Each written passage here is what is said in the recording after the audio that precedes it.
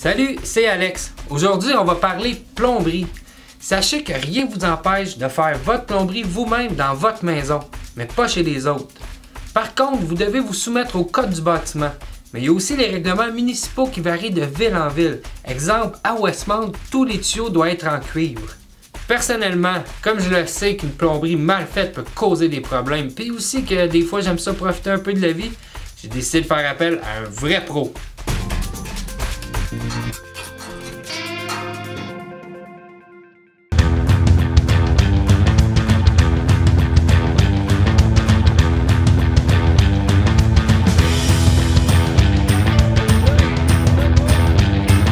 Je suis avec mon chum Yann de Plomberie Foster. Écoute Yann, j'ai des tuyaux à déplacer dans ma rénovation, une toilette à bouger, un lavabo à bouger. C'est-tu facile de faire ça? Oui, dans ton cas, c'est très facile parce que tu as une cave qui n'est pas terminée. Fait qu'on va travailler par en dessous des solives, on va refaire notre plomberie. Puis non, il n'y aura pas de problème du tout ici. Puis avant qu'un plombier il vienne sur ton chantier, as-tu des choses qu'il faut faire pour essayer de préparer, que ça coûte moins cher un peu? Ben oui, c'est sûr que si le client, on arrive chez lui, il a déjà fait percer par le menuisier tous ses trous, ses emplacements, où est-ce que sa plomberie va passer. Il y a ses appareils ou les specs de ses appareils, la robinetterie pour la douche ou le bain. À ce moment-là, c'est sûr qu'on va économiser sur les coûts parce que il va tout avoir d'avance et on n'aura pas besoin de revenir à plusieurs reprises. On va juste venir une fois. Bon, mais t'as l'air de savoir de quoi tu parles, mais on va voir là si t'es capable de faire de la vraie plomberie. Fait qu'on commence ça le chantier? C'est bon, let's do it! Let's do it!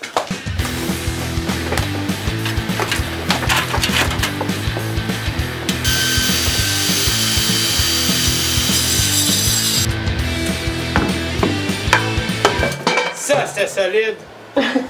C'est ça qui tenait, ah, ça tenait à la maison. Ça tenait à la maison. OK.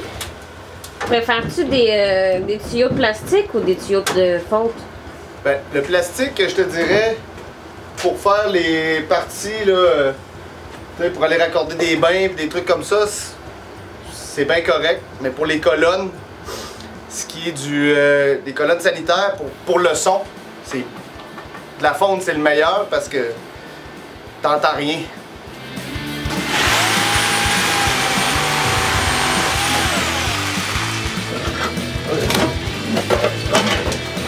Bon? C'est surprenant, hein? C'est quoi Surprenant ça? à quel point c'est lourd. Ah oui. Qu'est-ce que vous faites là? Là, on va enlever la section qui servait à l'ancienne toilette. Et on va venir la raccorder sur la nouvelle plomberie qu'on va faire. Parce que notre toilette va se déplacer d'environ 24 pouces vers l'arrière. Ça, c'est quoi qui vient de couler? Ah!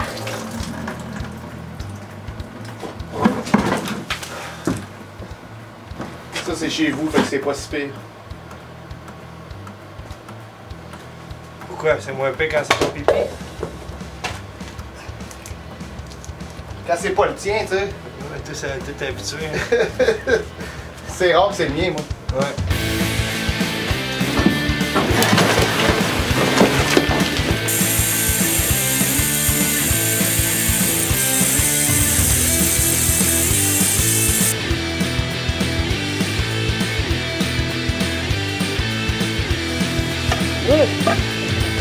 Yes, sir. Oh. Tu te demandes pourquoi une maison c'est lourd. C'est la plomberie. Mais là, on fait une dérivation de colonne. En fait, on prend la colonne qui descendait ici en fente existante, puis on va la porter dans la division là-bas. Fait qu'on va ouvrir le plafond ici. Ça, c'est la colonne de la salle de bain d'en haut et l'évent. Ça en va en évent au toit. Il y a un T ici qui monte au toit. Fait que ça s'appelle une dérivation de colonne. Puis qu'est-ce que tu as remarqué? J'ai remarqué que c'était craqué ici. Fait que c'était comme le temps de changer cette section-là. Que ça aurait pu être dangereux, est-ce que ça aurait pu lâcher une craque comme ça? Ben, ça aurait pu, à long terme, oui. Ça aurait commencé par couler. Puis là, ça aurait fait, une année, ça aurait corrodé, ça aurait fait de la rouille. Puis le trou aurait grandi. Puis une année, quand il y a une pression aussi, avec le poids, c'est pesant, ça aurait pu craquer. Là. Mais Tu sais, à court, moyen terme, peut-être pas. Mais c'est au fil du temps que de m'amener quand il y a un trou ou une fuite sur du tuyau de fond, ça fait de la rouille puis c'est là que ça affaiblit. Est-ce que c'est fréquent qu'on voit des craques comme ça dans les vieilles maisons? Oui. Ouais. Oh oui. Les colonnes de fonte, souvent, c'est d'origine. Puis quand ça a été installé, justement, surtout dans des coudes, puis quand c'est dérivé comme ça, il y a un poids, là. Tu sais, elle était soutenue ici, mais il y a un poids, là. Fait qu'il y a une faiblesse. Ouais. Quand c'est droit, d'en bas jusqu'en haut, t'as moins de risques. Dès qu'on dérive un peu, avec le poids, puis le jointage, là, dans le temps, il faisait à l'étoupe, puis au plomb, là, la plomberie dans le temps, ça devait prendre du temps à faire ça, là, parce que chaque joint, il fallait qu'il rentre un truc, qu'il tape là-dedans, puis...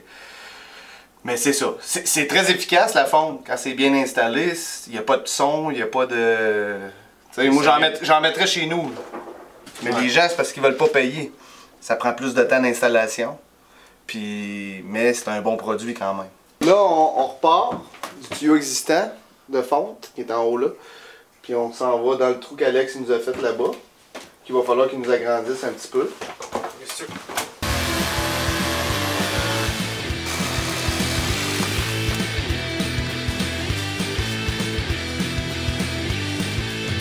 Pour faire de la plomberie écologique, il n'y a pas de miracle. Qu'est-ce qu'on cherche? C'est la durabilité. Le PEX, le cuivre sont des très bons choix.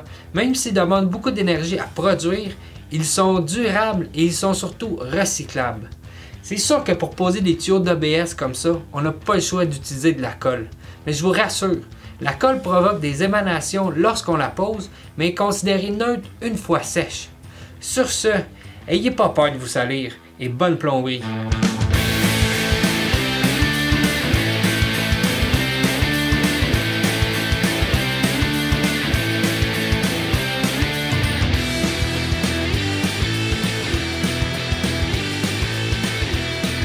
Tu devrais mettre un masque, Fanny. Pour vrai? C'est pas full safety, là.